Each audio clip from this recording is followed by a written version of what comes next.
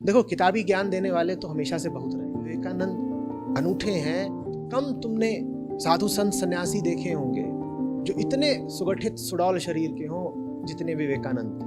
वो बनाकर रखना है, दूसरी ओर शरीर से चिपक भी नहीं जाना है। शरीर जैसे एक उपकरण है, एक संसाधन है, इस्तेमाल करना है उसका। जब मौका आएगा इसको हंसते हंसते त्याग भी देंगे। और बेटा, जितनी तेरी हम सेवा कर रहे हैं, जितना तुझको हम तेल पिला रहे हैं, जितना तुझे व्यायाम दे रहे हैं, उससे दूना तुझसे काम लेंगे। सन्यासी फुटबॉल खेल रहे हैं, ये बिल्कुल नई बात थी।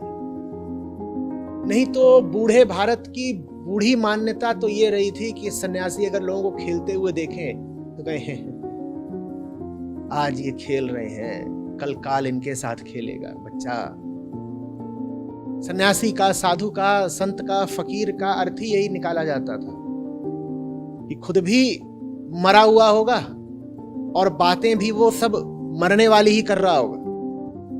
तो इस ढहते हुए देश के ढहते हुए अध्यात्म में, उस वृद्ध भारत में नए प्राणों का संचार करा स्वामी विवेकानंद ने। तो एक स्वामी मात्र की तरह मत देखिए, या उनको एक वक्ता या लेखक मात्र की तरह मत देखिए। स्वामी विवेकानंद को आप बहुत ज्यादा उनके कृतित्व से नहीं जान पाए। आपको उस इंसान की जिंदगी को देखना पड़ेगा। बड़ा खूबसूरत जवान आदमी था। जब आप उसकी जिंदगी के करीब जाकर के देखेंगे, प्यार हो जाएगा आप।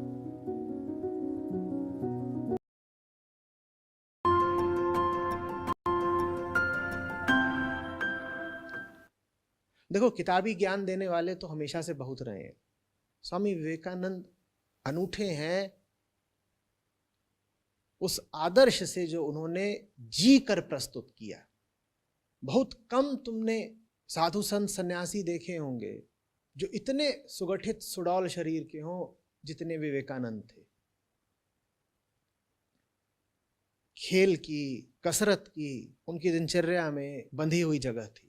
और यही नहीं कि बस व्यक्तिगत रूप से खेलते थे, अपने साथियों को भी कहें आवश्यक है, व्यायाम आवश्यक है। अब इस बात को समझना सूक्ष्म है। एक ओर तो शरीर को बनाकर रखना है, दूसरी ओर शरीर से चिपक भी नहीं जाना है। शरीर जैसे एक उपकरण है, एक संसाधन है, इस्तेमाल करना है उसका। लेकिन जिस चीज का इस्तेमाल करना है उसे इस्तेमाल करने के लिए ही सही, स्वस्थ और मजबूत तो रखोगे ना। उनका मजबूत तो इसको रखना ही है, मजबूत रखना है, लेकिन इससे पहचान नहीं बांधनी है। जब मौका आएगा इसको हंसते हंसते त्याग भी देंगे। और बेटा, जितनी तेरी हम सेवा कर रहे हैं, जितना तुझको हम तेल पिला रहे हैं, जितना तुझे व्यायाम दे रहे हैं, उससे दूना तुझसे काम लेंगे।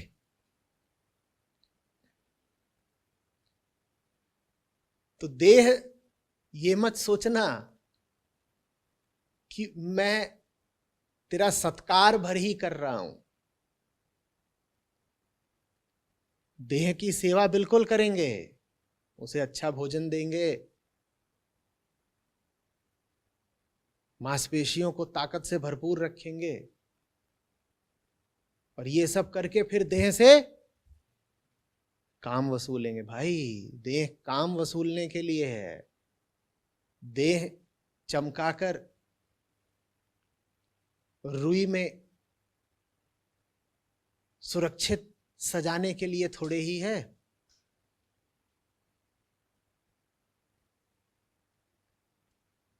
ये नई बात थी। सन्यासी फुटबॉल खेल रहे हैं, ये बिल्कुल नई बात थी।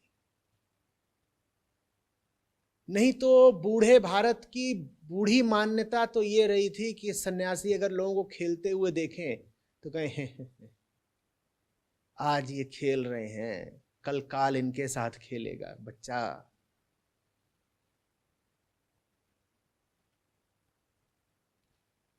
सन्यासी का, साधु का, संत का, फकीर का अर्थ ही यही निकाला जाता था कि खुद भी मरा हुआ होगा और बातें भी वो सब मरने वाली ही कर रहा होगा।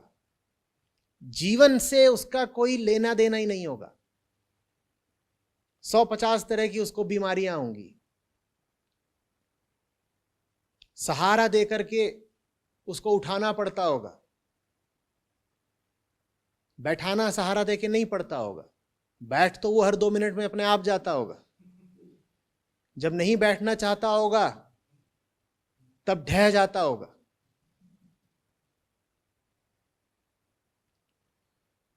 तो इस ढहते हुए देश के ढहते हुए अध्यात्म में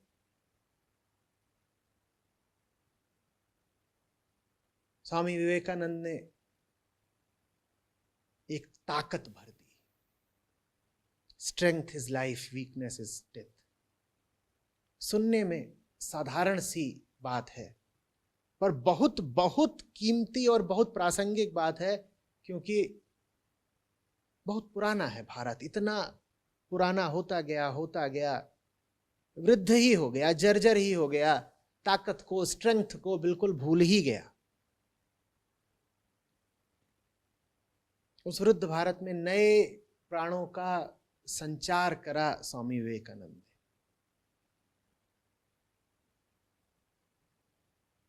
उन्होंने जीवन से जो क्रांतिकारी आदर्श प्रस्तुत करा है उसको देखिए। उनको एक स्वामी मात्र की तरह मत देखिए, या उनको एक वक्ता या लेखक मात्र की तरह मत देखिए। स्वामी विवेकानंद को आप बहुत ज्यादा उनके कृतित्व से नहीं जान पाएंगे। आप कहें कि मैं उनकी राजयोग या कर्म योग पर किताबें पढ़ लूंगा तो मुझे पता चल जाएगा कि स्वामी विवेकानंद कौन थे, तो बात बनेगी नहीं। आपको उस इंसान की जिंदगी को देखना पड़ेगा। बड़ा खूबसूरत जवान आदमी था, और जब आप उसकी जिंदगी के करीब जाकर के देखेंगे, प्यार हो जाएगा आपको, बिल्कुल मुरीद हो जाएंगे, फैन। क्योंकि योग इत्यादि की बातें तो बहुतों ने करी, स्वामी विवेकानंद ने भी करी, आज भी न जाने कितने लोग कर रहे हैं। बातों की हिंदुस्तान में कब कमी रही है? बातें करने वाले तो बहुत हैं, करके दिखाने वाले लोग कम रहे हैं। उन्होंने करके दिखाया, उन्होंने खुद आगे खड़े होकर के आदर्श प्रस्तुत करा, और बिल्कुल नए ढंग का आदर्श। उन्होंने अध्यात्म को जमीन पर उतार दिया, सड़क पर उतार दिया। भारत की नहीं, अमेरिका की सड़क पर उतार दिया। जीवन में अगर ज्ञान उतरा है किसी भी तरीके से, विवेकानंद को रामकृष्ण मिले थे, उस जरिए से उनके जीवन में ज्ञान उतरा था। आपके जीवन में किसी भी तरह से अगर ज्ञान उतरा है तो ज्ञान के बाद फिर मिशन चाहिए। अगर रामकृष्ण गुरु मिले हैं तो फिर रामकृष्ण मिशन आएगा ही आएगा। आप बताइए कि अगर आपको भी कहीं से गुरुता से संपर्क मिला है तो फिर मिशन कहां है, काम कहां है? मैं बार बार कहा करता हूं, मुझे मत बताओ कि तुम्हें पता क्या है, मुझे दिखाओ तुम जी कैसे रहे हो। ये सब पता होना, जानकारी, ज्ञान इत्यादि बहुत मूल्य की चीज नहीं, बहुतों को पता है। और जीने में जो एक केंद्रीय बात विवेकानंद पकड़ते थे वो थी ताकत। मुझे दिखाओ तुम्हारी जिंदगी में ताकत कितनी है।